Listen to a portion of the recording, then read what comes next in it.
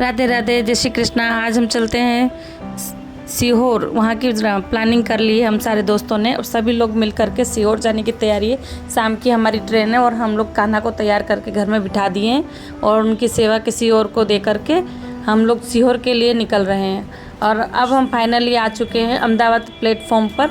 हमारी ट्रेन है 5:30 बजे और अभी हमारी ट्रेन आ चुकी है और हम सभी लोग अपनी मस्ती के साथ में सीहोर जाने की तैयारी में लगे हुए थे और हम लोग फाइनली बैठ गए। हमारा रिजर्वेशन था नहीं और सभी का साथ पाकर हम लोग जनरल में ही चले गए और जनरल में बहुत ज़्यादा भीड़ थी।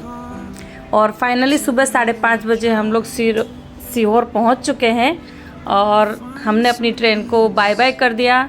हमारी ट्रेन निकल चुकी और अभी हम प्लेटफॉर्म में खड़े हैं। प्लेटफॉर्म में खड़े होकर के अब हम सोच रहे हैं हम किस तरफ जाएं।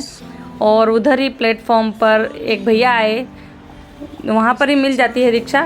वो भैया हमें ले गए अपने साथ में और हम रिक्शा में बैठकर सीहोर पहुँच गए। सीहोर में पहुँचते ही हमें बहुत अच्छा लगा। वहाँ का दृश्य देखकर हम लोग उसको देख ही रहे थे, सोच ही रहे थे कि अब मंदिर कैसा है, कहाँ जाएं। और फाइनली हम लोग वहाँ पहुँच गए और सुबह हमने नहा धोकर स्नान करके मंदिर की पूजा की, वहाँ का दर्शन लिया और दर्शन के बाद में हम लोग ने कंकड़ पत्थर पूजा की।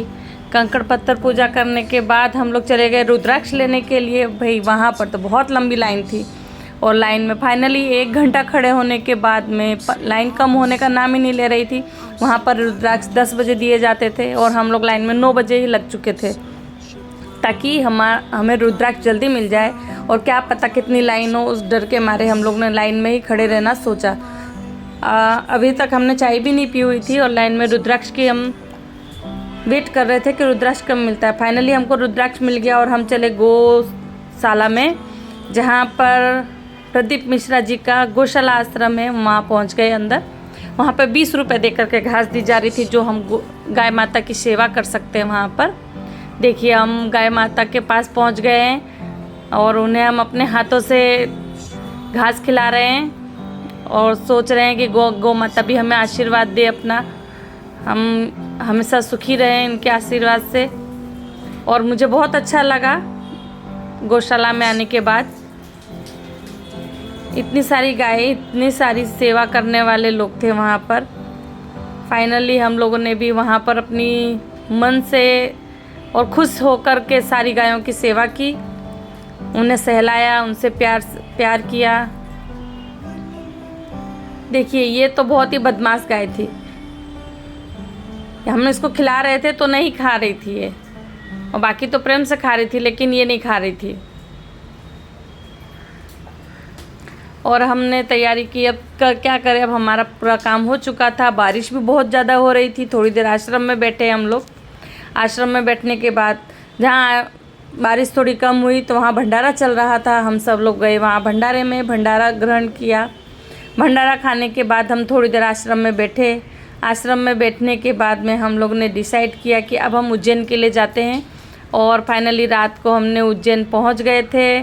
सुबह उज्जैन रात को पहुँच गए और हमने होटल लिया। वहाँ पर होटल लेकर रात भर हम उधर ही रहे, विश्राम किया, आराम से सोए। और सुबह जल्दी उठने के बाद में हम लोगों ने